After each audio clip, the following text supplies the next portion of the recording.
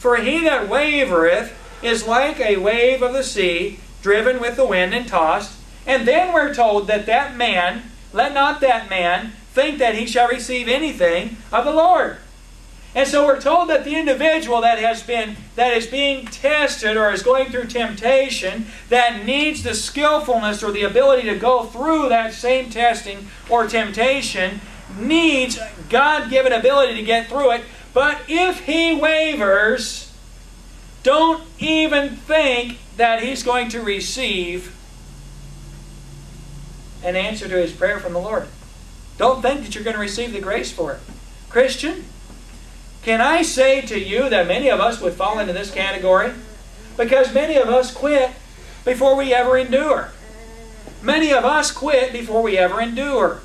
And the Bible says that when we go through situations, that God is going to use that thing to help us to develop patience. And that the end result will be that we would be perfect and entire. We would be completed as a Christian as a result of the circumstances that we're going through. And the Bible says, wanting or lacking nothing.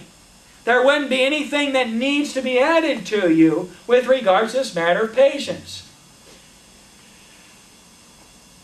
And we're commanded to go through the situation joyfully.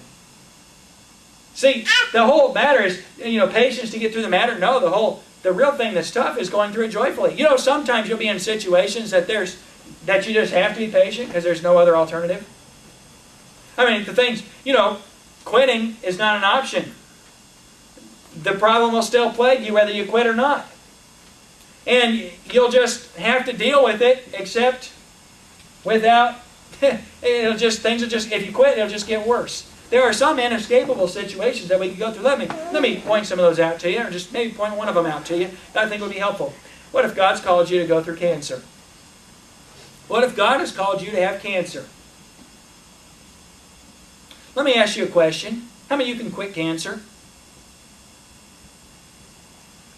Say, Pastor, I could just take my life and quit. No, you can. You could not. That death and life, it's in the hand of the Lord. It really is. A person can't take their life without God allowing it. Really can't. Well, Pastor, what about people that take their lives? Well, God allowed it, obviously. But I know people have tried and they haven't been able to. And I'm telling you, couldn't quit cancer. And so you have one or two choices. You can either have joy. You can either count it all joy. And how many of us know how to do that? How many of us know how to go through a difficult time counting it all joy? Well, we don't know how, but we know we're supposed to. And if we don't know how we're supposed to, then we're supposed to ask God for the ability to do so. But if we waver, the Bible says, he that wavereth is like he that is driven by the wind and tossed. I have a lot of Christians that come to me and they say, Pastor, I need prayer. I'm going through, and they'll tell me what they're going through. And we'll pray, and they'll leave, and they'll say, you know what, I feel a lot better. I just know God's going to work this situation out. I'm just going to trust the Lord for this. And then 3 in the morning, I'll get a phone call from the same person saying, it's no use. It's no use. I'm just going to have to go and whatever, worst case scenario. Well, what about trusting God? Didn't you say you felt like God wanted you to trust Him? Yeah, well, that was this morning. Tonight I'm telling you it's no use. It's no use. It's not going to work out. Christian, that's wavering. Boy, 1 minute, yes, I'm ready to count it all joy. And the next minute, it's impossible to count it all joy. Believer, that's not what we are called to do. Okay, so this evening, I don't have time to cover everything I want to, but this evening, one reason that you and I will see prayer hindered is wavering. One reason that you and I will see prayer hindered is wavering. If God's called you to something, Christian, you don't need to feel it all the time. God sent you to go somewhere, God's called you to do something, then that's what He called you to do. When you know it's right, then you test it, you make sure it's right, and then don't waver. Just go. And just do what God's called you to do, and just count on Him to accomplish what He can only do if you don't waver. Okay, now chapter 4 of James. James chapter 4.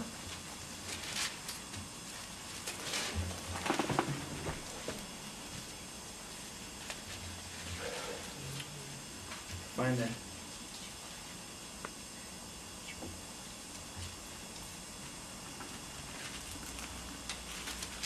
Here we find a selfish purpose, James chapter 4 in verse 1. James says, "From whence come wars and fightings among you? Come they not hence, even of your lust that war in your members?" He says, "You lust and have not, you kill and desire to have and cannot obtain.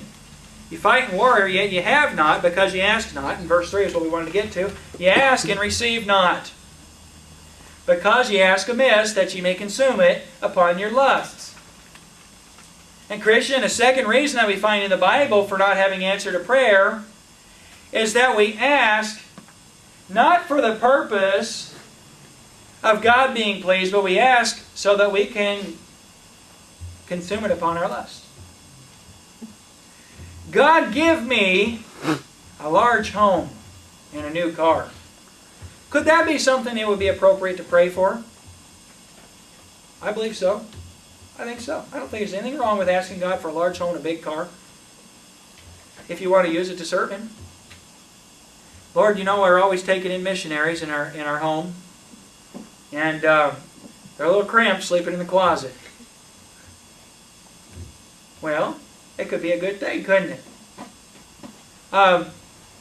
God, we need this such and such a thing. But you know what happens a lot of times when we get such and such a thing? A lot of times we consume it on our lusts. We get a nice house, well, thank you. Yeah, you know, God's good. And I made a good deal too. And we consume things on our lust. Do you know that I think that one of the major distractions in churches like ours, many times, is things that God gives them? You know, I'm starting to feel led of God to pray about another location for our local church. There's times when we're pretty full here, and we need to look in the future to where God would have us to be. But you know, this is the reason that I've been really forbidden by the Spirit to ask God for a different location for our church. You know why? Because we don't need a different location. Right now this works fine, doesn't it? Listen, we're able to do ministry here. We're able to preach the gospel here. God's able to meet our needs here. Now if God has a reason for us needing a new location, that'd be fine. But friend, you know what would happen if if God just gave us a nice church building and just paid for free and clear? You know what might happen? We might consume it upon our lusts. You know, I know a lot of churches that you talk to folks in the church and you ask, how are you serving the Lord in your local church? Well, I mow the grass and I do such and such, and I've been making a lot of improvements around here. And they think that ministry's a building. Ministry's not a building. Ministry's people. And sometimes we'll get distracted about things and we'll become all about things. You know, I know, I know that men would, you know, this is, you have to be careful about taking folks out of context, but, you know, I'll talk to pastor friends and ask them how they're doing. They'll say, well, you know, our church is doing real well. You know, we're getting ready to build. You know, I understand building sometimes represents growth, the right kind of growth, but building isn't spiritual. Building a building is just putting up a building. And friend, I want to tell you something. If your goal is to have the nicest looking building around, that's consuming it upon your lust. And one reason God won't answer prayer is because of our reason or our motive behind our prayer, and that would be a selfish motive. We have to be careful about selfish motives in prayer. What do you need? What do you need? What would you do with it if God gave it to you? And you'll find out what your motive is. Really ask yourself, what am I going to do with it if God gives it to me? And you'll find out if your motive is, well, I am going to, and if it's I am going to for me, or I am going to so that I, then it's a selfish motive. But I want to use it for the Lord. Well, that might be an unselfish motive. Okay, well, could you just pray it and you use it for the Lord and then want it too? I suppose so, but you're pushing it. We need to be careful about our motives. That's the point this evening. Be careful about your motive in prayer. If you have a wrong motive, God knows. God knows. So when you pray, don't waver. And when you pray, be careful about your motive. Don't have a selfish motive. Don't ask so that you can consume it upon your lust. A third reason that God doesn't answer prayer. Go to the book of Ezekiel. Back in the Old Testament, Ezekiel chapter 14. Mindy knows where Ezekiel is. What's Ezekiel before, Mindy? The picture. Yeah, Ezekiel's before Daniel. See, Mindy knows. I'm so proud of these teenagers, knowing their books of the Bible. Sharp bunch. Ezekiel chapter 14.